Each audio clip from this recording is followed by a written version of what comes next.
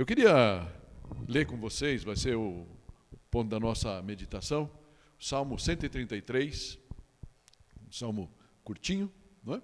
Então, se você quiser depois ter aberto aí na tua Bíblia, tudo bem?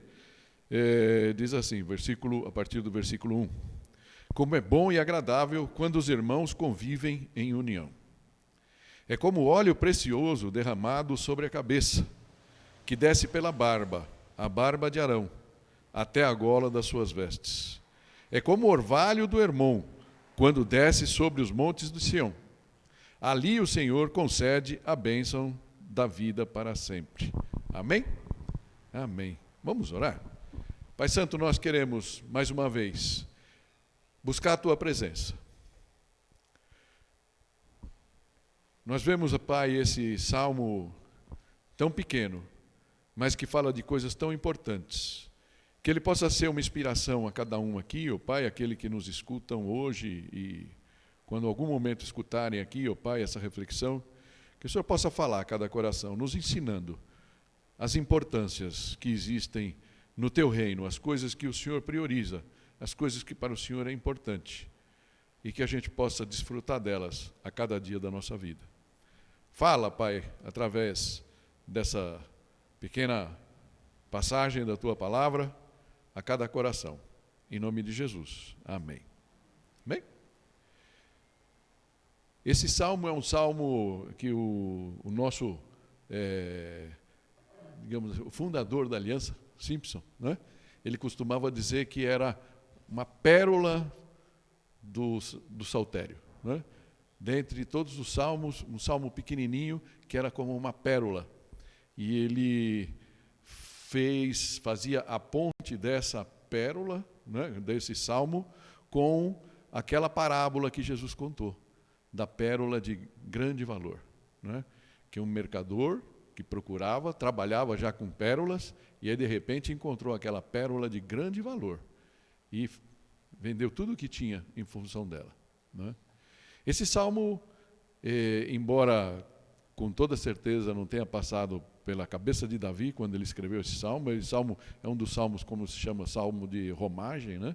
Um salmo que, logicamente, quando Davi escreveu o salmo, e enquanto ele viveu, embora ele tenha querido construir o templo, Deus não o permitiu assim. Mas, logicamente, que em Jerusalém já tinha o tabernáculo, já tinha tudo aquilo, e quem acabou construindo o templo foi o filho dele, Salomão, né? Como a gente sabe. Então, o que Davi tinha em mente quando ele escreveu? E que Deus acabou falando para todos os leitores e cantores e todo mundo que trabalhou com esse salmo ao longo do tempo.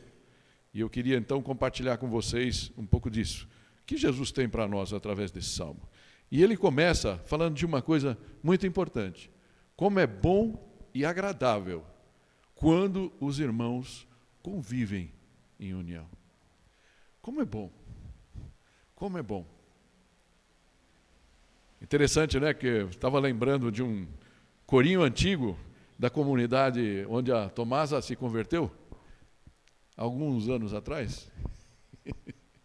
E eles costumavam eles musicavam os salmos, é muito legal. E era na versão da ARC, né? Da Almeida Revista e Corrigida. Ó quão bom e quão suave é que os irmãos vivam juntos em união. Amém? É bom, é bom.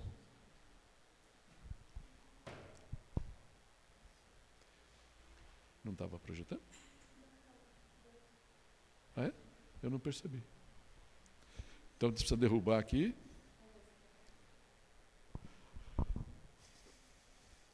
Vamos lá.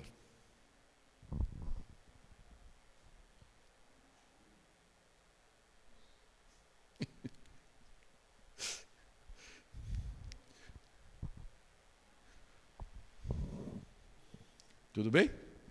Vocês falam aí, se estiver pulando. Hã? Está pulando? Deixa eu ver. Será que ele está nervoso? Deixa eu ver.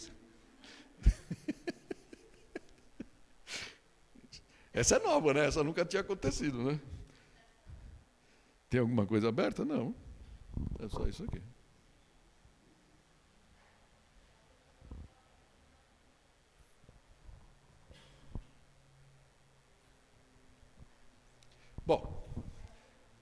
vou seguir em frente.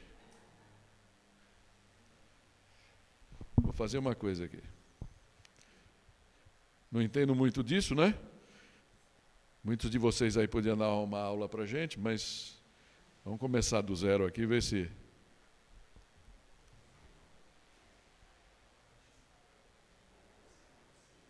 Aqui tudo bem?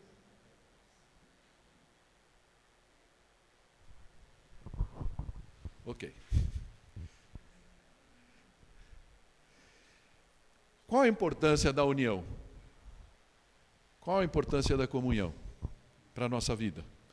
Existem várias esferas que a gente podia falar dessa convivência e união, dessa comunhão, né? E aqui fala, qual é bom e agradável quando os irmãos convivem em união.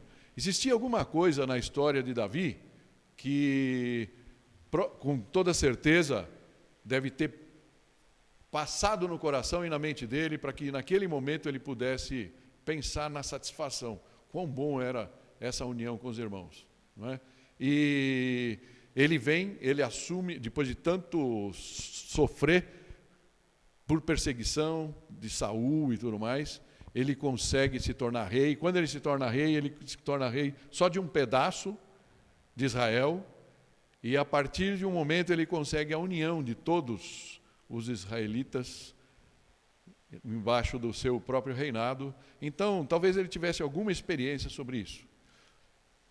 E isso eu acho que pode falar para a gente de várias maneiras. A primeira coisa que tem é entre irmãos mesmo, pensando na nossa família. Eu não sei se você tem irmãos ou irmãs, e de vez em quando, ou vou falar assim, nem sempre é fácil se manter em comunhão. Aliás, dentro de casa, de vez em quando, é mais difícil, né? Porque você esbarra muito com as pessoas que estão ali. Então, talvez seja o maior laboratório e o lugar onde mais a gente precisa exercitar a comunhão, a unidade de propósito, de pensamento. É muito comum que a gente tenha as nossas próprias perspectivas do mundo e a gente acaba, algumas vezes, até entre marido e mulher, irmãos mesmo, pai e mãe, pai e filho, e essas lutas de perspectiva de vida. Mas é tão bom e tão abençoador quando existe união, quando existe uma comunhão de propósito. E isso talvez seja o que estava na cabeça de Davi, quando ele escreveu esse salmo, que era para o pessoal ir, né, quando ia para Jerusalém, eles iam cantando, iam declamando, né, esse tipo de salmo, do Salmo 120 até não vou lembrar qual, um pouquinho mais à frente do Salmo 133, acho que até o 138, são aqueles que eles chamam dos salmos de romagem, né, de peregrinação, que a turma ia declamando e falando e cantando enquanto iam no caminho para Jerusalém. Tá? Então, como é bom, como é bom. Interessante que em Gênesis 13, 8, tem a passagem de Abrão, não com o seu irmão, mas com o seu sobrinho Ló, que ele considerava como se fosse um filho. E aí chega um momento que o convívio deles estava tão complicado, e a gente sabe que não, de repente, pelos dois, mas pelo entorno, esposa, os servos, o gado, que eles tinham muito, e aí quando um comia, o outro não comia, então eles começaram a ter muitos problemas de caminho. E até que, se você, no momento, quiser ler, Gênesis 13, 8, aparece Abrão dizendo a Ló, né, não haja desavença entre mim e você, ou entre os seus pastores e os meus, afinal somos irmãos. E muitas vezes a gente tem que pensar nisso, nós vamos aprofundar isso um pouco nos nossos relacionamentos, não é? Na conclusão eu queria trazer isso. Então, como é bom quando a gente consegue dar essa volta, né? E poder realmente ter um amor fraternal permeando tudo o que a gente faz. Mas o texto fala aqui como é bom e quão agradável. Agradável.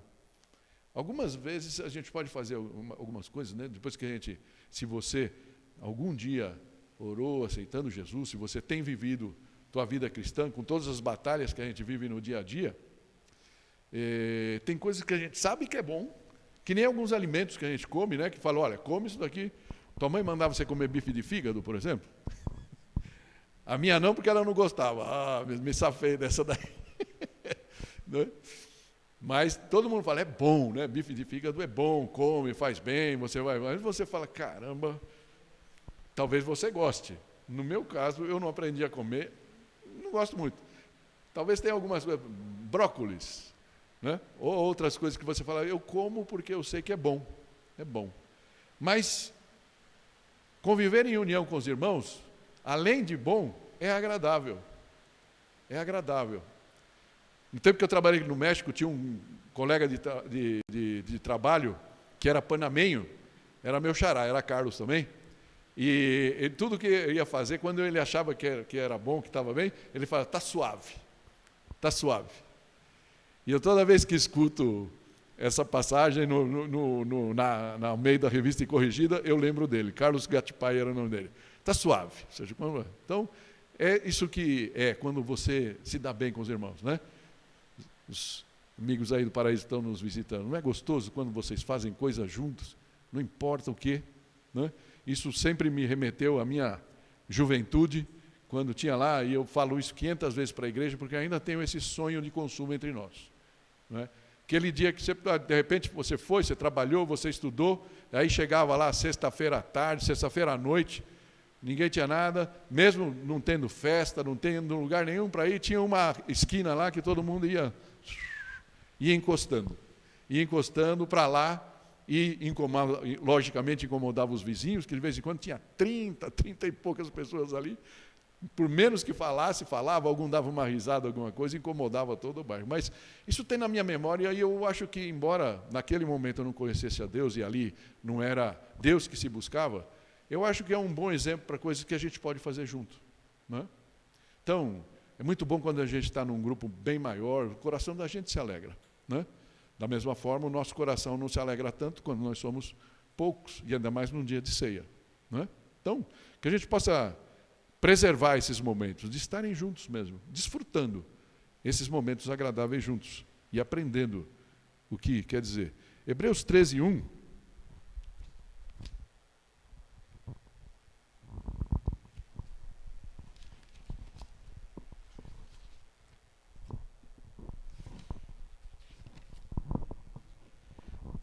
diz assim: seja constante o amor fraternal. Seja constante. Que seja sempre permanente o amor fraternal entre nós. E é isso que nos une. É isso que nos une. Nós vamos ler depois o que Jesus falou, né? Quando Jesus fala para os seus discípulos ali, ele deixa um último mandamento, quase no final da sua vida, e fala, ame-se uns aos outros, esse mandamento de Deus. E aí ele fala, para que saibam que vocês são meus discípulos. Amém? Que isso seja uma diferença na nossa vida. Mas aí, Davi vai comparar com o que essa união se parece. E ele dá 2 exemplos. E o primeiro exemplo que ele dá é do óleo. É como o óleo precioso derramado sobre a cabeça. Ele está falando de um óleo muito precioso. Ele está falando do óleo da unção. Lá em Êxodo 30, se você em algum momento quiser ver, dá todos lá os componentes desse óleo. Todas as essências que tinham que ir fazer parte daquele óleo, né? Tinha cássia, que a gente não sabe muito bem o que é, tinha canela, o azeite mais puro, e aquilo então era uma coisa perfumada, uma coisa muito prazerosa. E esse era o conceito que ele fala aqui, né? Então, versículo 25 de Êxodo 30 fala, faça com eles o óleo sagrado para as unções, uma mistura de aromas, obra de perfumista. Este será o óleo sagrado para as unções. E é justamente a esse óleo, óleo da unção, que Davi se refere. É um precioso óleo que era derramado. E sobre o quê? Sobre a cabeça, que desce pela barba, a barba de Arão, até a gola das suas vestes. Interessante pensar como isso foi feito. Ali a gente não vê nessa foto, nesse desenho, né? A gente vê como se fosse ali Arão, com a roupa de sumo sacerdote, com todas as suas vestimentas, urim, tumim, todas as partes ali. E dá para se imaginar que numa condição como aquela, aquele bálsamo, né, aquele óleo da unção foi derramado, de acordo com a orientação de Deus, tanto a Arão, depois de uma forma mais simples a todos os seus filhos, quando eles foram consagrados como sacerdotes. e Arão em particular como sumo sacerdote. Então, quando a gente lê aqui, né, aquele precioso óleo foi derramado sobre a cabeça, que desce pela barba, e aí a gente acabou de chegar do CTPI, né, a conferência de plantadores de igreja, que foi em Campinas, e é impressionante como a barba se tornou uma coisa muito grande, né? Então, por mais que eu queira, tinha até um irmão lá falando, acho que vou começar a fazer uma barba artificial aí para pôr, né? Está se tornando quase que, você olhava lá, acho que 85% pelo menos dos homens que estavam participando do congresso, lá umas 1000 pessoas, tinham barba. Então, os que não tinham barba, como é o meu caso, ficam meio assim, puxa vida, né? Mas nesse tempo bíblico, né, a barba era um elemento mesmo de importância, né? O próprio Simpson, quando ele faz esse comentário, ele fala da preciosa barba, né? Da barba quase como um objeto de santidade, né? Que o sumo sacerdote tinha, Arão tinha. Então, fala desse escorrer, daquele bálsamo, daquele perfume, daquela unção que desce e vai escorrendo pela barba até chegar nas golas das vestes. E é interessante que, se você olhar, tem hoje já essas, se você gosta de pesquisar aí, você vai ver que já existe essa roupa sacerdotal, né? Está preparada já para a construção do templo lá em Jerusalém, e tem até como algumas maquetes lá, os modelos, e é exatamente como esse desenho mostra, e ali não tem gola, praticamente. Não tem gola. O que dá para entender é que essa gola eram aquelas partes de baixo, né? Quando você vê ali, ele tinha todos uns pingentes, algumas coisas assim, que representavam as 12 tribos. É como se falasse assim, como se esse bálsamo permeasse toda a nossa existência, todo o nosso corpo, tudo o que nós somos. E é isso que fala desse óleo, né? Então, viver em comunhão com os irmãos, viver realmente em amor uns com os outros, essa união é como uma coisa realmente, como se fosse uma representação do Espírito Santo, que começa pela nossa mente e toma o nosso coração e toma todo o nosso viver. Amém? Então, essa primeira figura que Davi usa no Salmo. E a segunda figura é uma figura até mais complexa, mas muito bonita também. Ele fala, é como o orvalho do Hermon, quando desce sobre os montes de Sião. E aquilo ali é uma foto do Monte Hermon, né? Que boa parte do ano ele está até mais gelado do que aparece aqui. Então, isso é no norte de Israel. Então tem os montes então esse frescor, esse orvalho, né, que vem dos ventos que passam dali, e depois fala das colinas de Sião, lá embaixo, no sul, perto de Jerusalém. Ou seja, como se todo o país, de uma certa forma, fosse abençoado por esses orvalhos. Porque a terra que emana leite e mel, né, toda uma terra, na verdade, quase que desértica, acaba tendo plantações e tudo mais por causa desses orvalhos. Então, é a figura que está um pouco... Dá para você entender assim que, então, o que ele está dizendo? Que estar em comunhão com os irmãos é um sinônimo de vida. Porque aquele orvalho, naquela região, era sinônimo de vida. Porque muitas partes muito secas, então quando vinha o orvalho, durante a noite e tudo mais, ficava úmido, e quando você vê de manhã, está sempre brotando alguma coisinha, né? Assim é a nossa vida, e assim é a nossa fé. Esse é um pouco o símbolo que ele fala aqui. E esse salmo tão curto termina na segunda parte do versículo 3, dizendo, ali o Senhor concede a bênção da vida para sempre. Amém? Ali.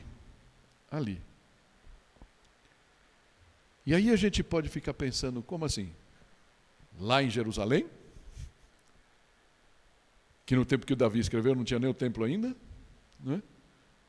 Lá nessa faixa de terreno, quando Jesus voltar, os judeus se converterem, aquilo vai ser muito abençoado, e ali então o Senhor vai conceder suas bênçãos? Pode ser também, pode ser. Mas tudo indica que ele está falando aqui de que é na comunhão, é na nossa união, que Deus vai conceder as bênçãos e vai nos dar vida para sempre, amém? Então, essa é a importância de que a gente deixe para lá as nossas picuinhas, deixe para lá, sei lá, tá muito, o tempo está muito escuro, ou o pastor é chato, ou os músicos não são bons. O Davi, né, Davi? Não, o Davi é muito magrinho, não dá lá, quando ele está lá na frente. Só para te incomodar aí, Davi, com os teus amigos aí, né? Com os teus irmãos. Mas você percebe isso como de vez em quando a gente se deixa pegar por bobagem? E a nossa comunhão é quebrada, a união é atacada.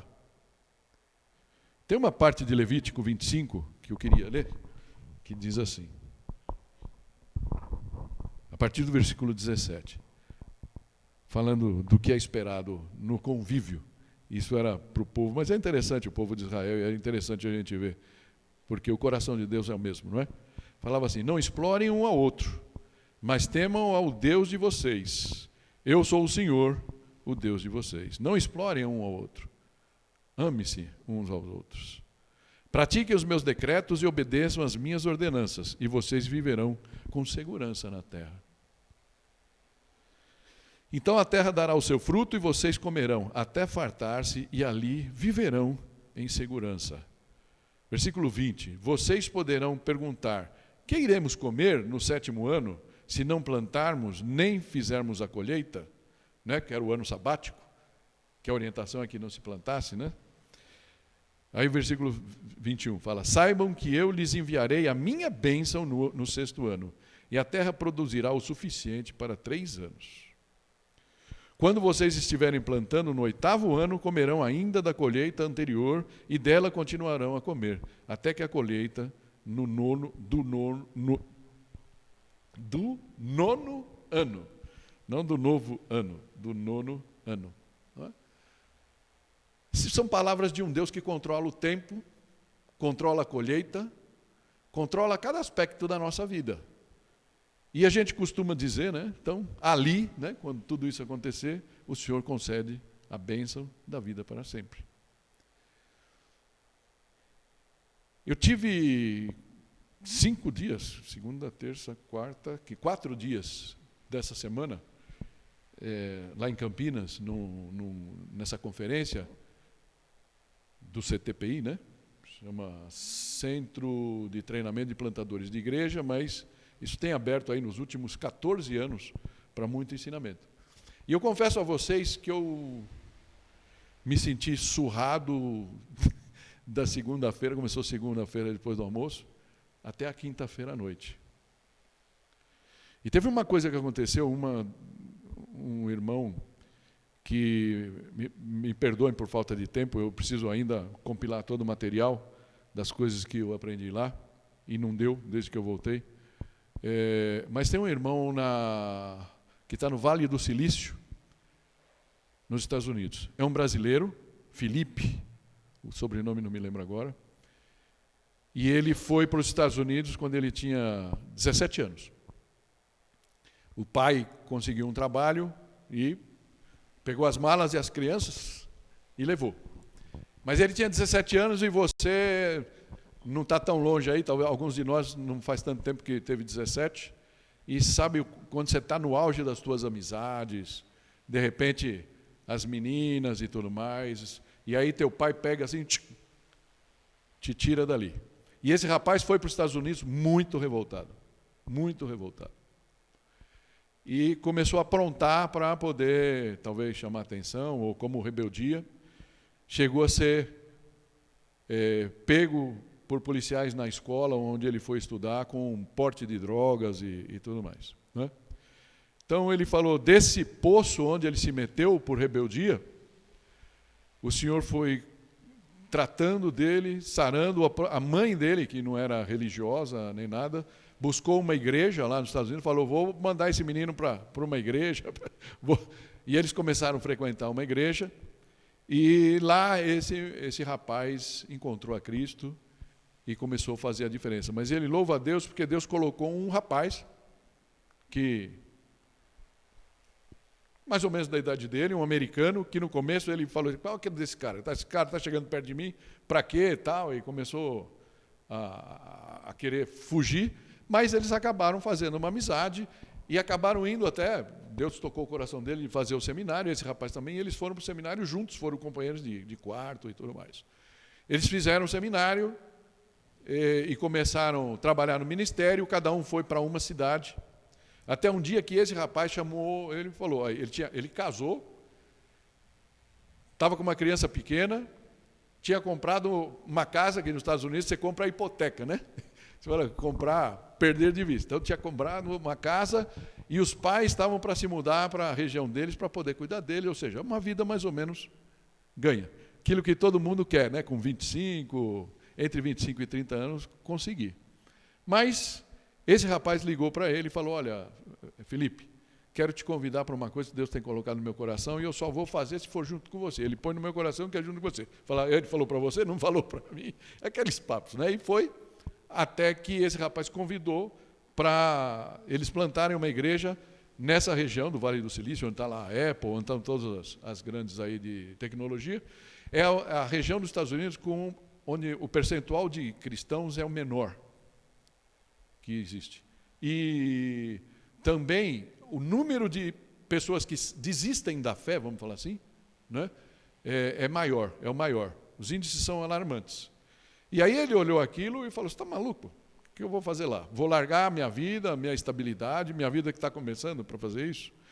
Ele falou, só se você vier para cá para falar comigo. E esse rapaz foi até a cidade que ele estava e acabou, logicamente, convencendo. O Espírito convenceu. E esse rapaz abriu mão de tudo, esse brasileiro, e foram com a cara e com a coragem. Mas eles falaram, olha, a gente só vai conseguir plantar uma igreja lá e ter sucesso se nós formos na união dos crentes naquela cidade. E a visão que esse amigo dele teve é que eles falaram, a gente só vai para lá se a gente quiser ganhar aquela cidade, aquela região para Cristo. E isso a gente não vai conseguir sozinho. E eles começaram a orar por isso. E ele contou 2 só episódios assim que para mim foram importantes, né? Mas só para dar o pano de fundo, que quando chegaram lá e tinha uma primeira igreja que eles foram visitar, eles tinham ligado, acho que falado com o pastor ou com alguém da igreja, falando que eles iam aparecer no culto só para dizer, olha, estamos aqui, a gente quer que iria a oração de vocês. Diz que nesse culto o pastor chegou e falou uma igreja mais ou menos de umas 500 pessoas, que para os Estados Unidos é uma igreja pequena, né?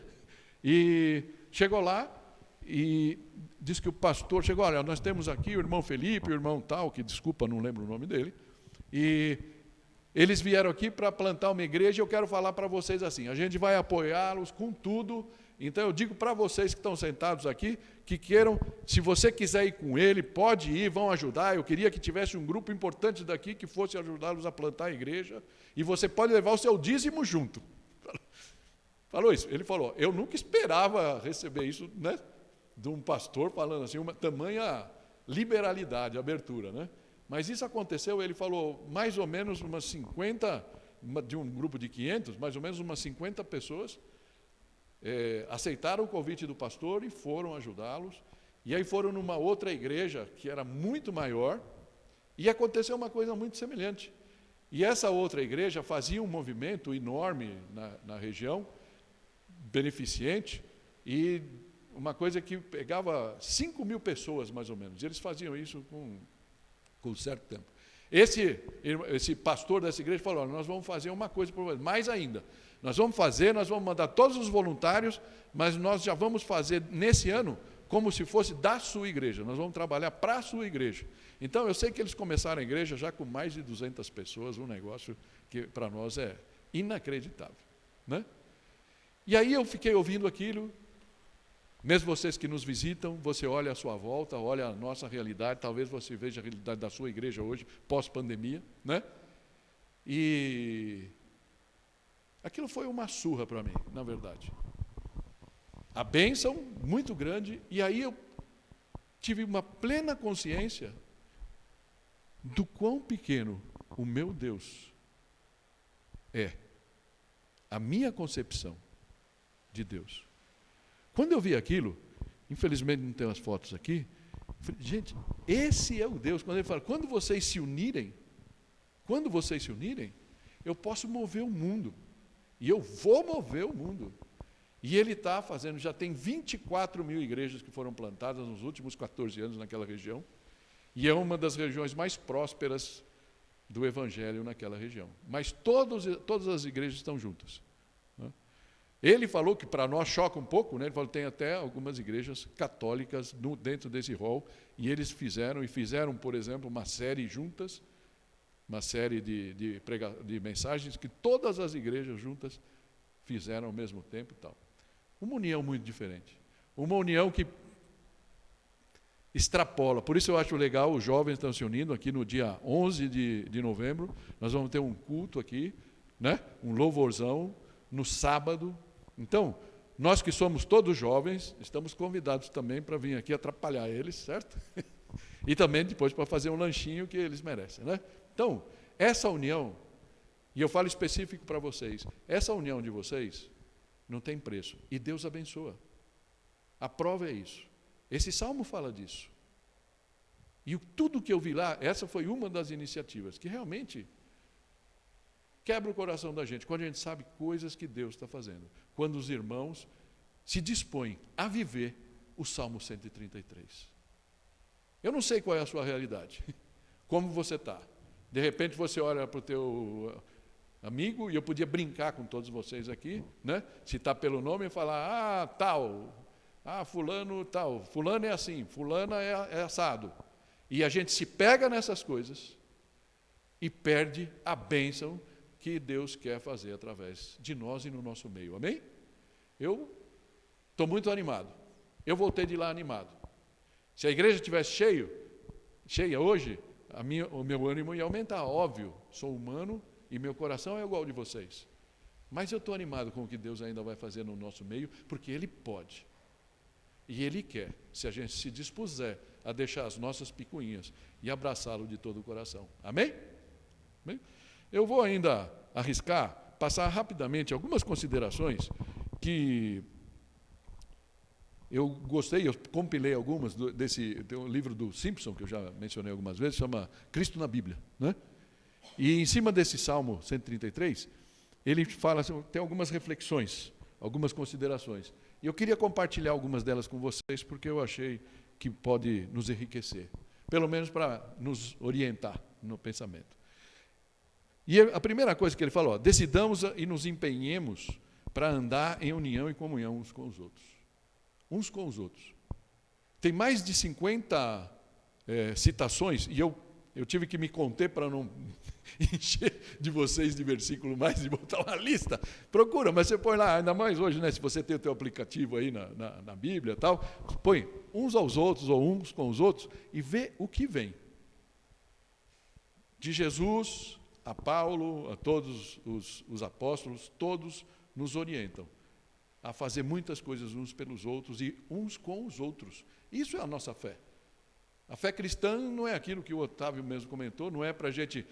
Deus nos salvou e agora eu vou ficar no meu cantinho, quietinho, fazendo o meu tricô. Isso não é cristianismo, desculpe. Não é? Primeira coisa é para que a gente aprenda a compartilhar o que Deus fez na nossa vida.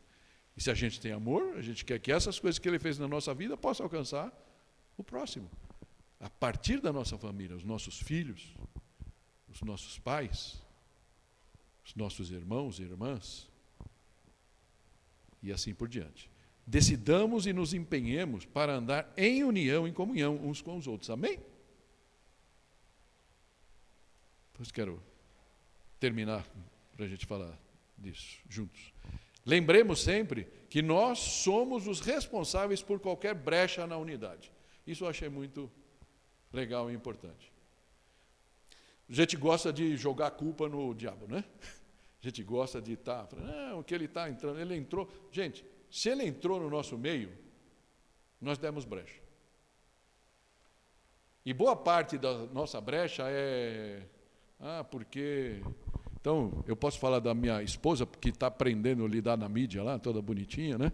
Mas eu estou sentindo falta dela do meu lado. Então, eu posso pegar e começar a ser egoísta o suficiente e falar, eu não quero, eu quero quando eu estou cantando, eu quero estar pegado na tua mão. Então, a mídia que deixe para lá. Não é? Então, todos nós podemos pegar alguma bizarrice dessa, egoísta, e começar a colocar uma brecha na nossa unidade, na nossa comunhão, coisas bem bestas como essa que eu acabei de dizer. Não é? Então, lembremos disso, que nós somos responsáveis. Ninguém briga sozinho, e o motivo... Eu sei que tem coisas muito chatas, e eu aqui estou falando isso, eu estou pensando em algumas coisas que estão acontecendo no nosso meio, com alguns irmãos e irmãs queridas, e eu sei, por favor, não estou falando especificamente para ninguém, não é? Mas muitas vezes a gente sabe disso.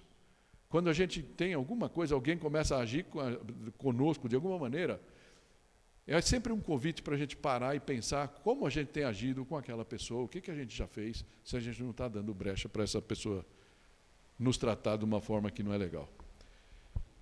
Terceira que eu selecionei aqui. Lembre-se que testes vêm à nossa vida e são permitidos por Deus. Não é sempre do diabo. Mesmo quando o diabo nos tenta, Deus permitiu. E a gente pode dizer que o que ele espera, ele gosta de ver como nós vamos reagir quando a coisa mais difícil acontece na nossa vida. E ele está querendo ver como nós vamos agir a partir daquilo. Coisas ruins acontecem a todos. A diferença é como nós reagimos a elas. Amém? Então, pense nisso. E, logicamente, a contrapartida disso. Lembre-se que o inimigo também está assistindo para ver você escorregar e cair. Esse é o êxtase dele. Sabe quando você pisa na bola, você xingou? E aí ele fica dando risada. Como é bom e agradável quando a gente percebe que errou e chega para o irmão e fala, irmão, me perdoa, pisei na bola. Me perdoa? E como é bom e agradável quando esse irmão que foi, de alguma maneira, agredido com as nossas ações, fala para você, eu te perdoo. Eu te perdoo. Como é bom e agradável. Porque é justamente quando isso acontece, e talvez, mesmo que você seja jovem, você já tenha experimentado isso, é ali que Deus ordena as bênçãos e a vida para sempre. É ali que Ele age. É ali que Ele se junta. E Ele transforma vidas. A partir da nossa disponibilidade de amar o próximo e não defender ferrenhamente os nossos direitos de justiça. Vou seguir um pouquinho mais aqui, está quase acabando, né? E ele fala, versículos, ponto 5. Pense nos outros, não em função dos seus defeitos. Toninho, né? Enéas, eu sei que vocês fizeram, né? Então a gente sempre está olhando os defeitos, eu sei como vocês são. Né? Não em função dos seus defeitos, mas em função das promessas de Deus para eles. Deus nunca trata a gente de acordo com o que a gente é. Ele sabe o que Ele quer que a gente seja. Ele sabe o projeto que Ele desenhou para nós. E Ele já nos trata com aquela coisa, né? Da forma que Ele quer que a gente seja. Então, eles são uma obra incompleta, assim como eu e você, não é? Deus vai completar a obra dele na minha vida e na sua. Amém? Você crê nisso? Então, vamos abrir, olhar com os olhos mais amorosos, né, para os nossos irmãos, olhando para os defeitos, mas não tentando ver os defeitos deles, mas sim as virtudes. Amém? Outro ponto, olhe para as pessoas como Cristo as olha, pela luz do seu amor. Que o amor possa fazer toda a diferença. E esse amor, gente, não está em nós, não está em mim, e eu sei que não está em você. Porque se a gente deixar, né, a gente vai pegar aquele pontinho, vai ficar, né? E aqui ele fala para a gente olhar, deixar o amor de Deus permear a nossa visão. Penúltimo, sobre todas as coisas, peça para Jesus crucificar o seu eu. E aqui está a chave para todos os nossos problemas. Porque eu.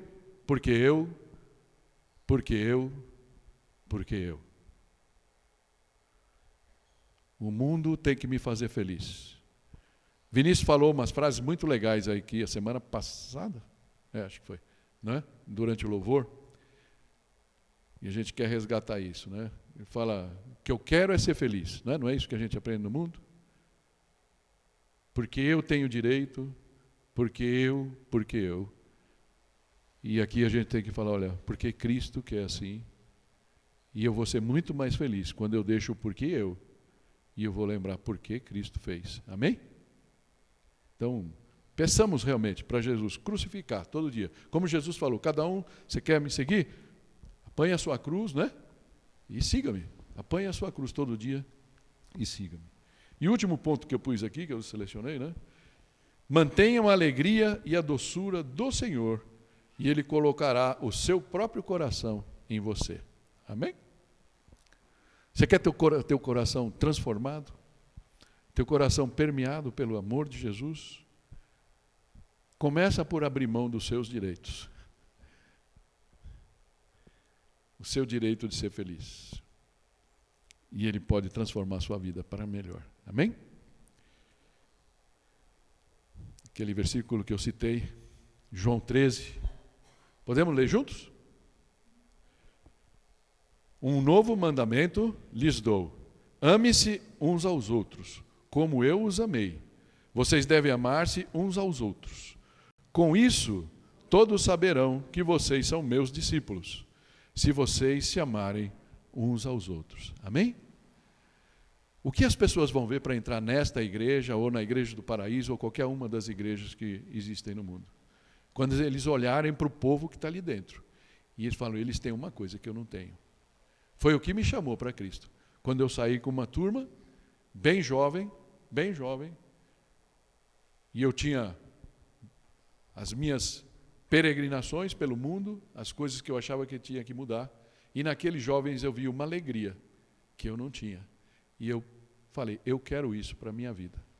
Que as pessoas possam olhar para a sua vida e falar, eu quero isso para a minha vida. Eu quero Jesus. Amém? Fecha teus olhos, vamos orar. Vou chamar, Davi, você vem? Do louvor. Ali o Senhor concede a bênção da vida para sempre. Senhor Deus, eu te agradeço por ter, através do teu Santo Espírito, inspirado Davi a escrever esse salmo. Esse salmo que é um salmo tão lindo, tão simples, mas tão profundo, que a cada dia a gente possa lembrar dele e fazer um esforço da nossa parte para poder ser um instrumento da tua paz. Que nós possamos ser instrumentos do teu amor. Mas que a gente não queira fazer isso sozinhos, cada um na sua, com o seu próprio entendimento.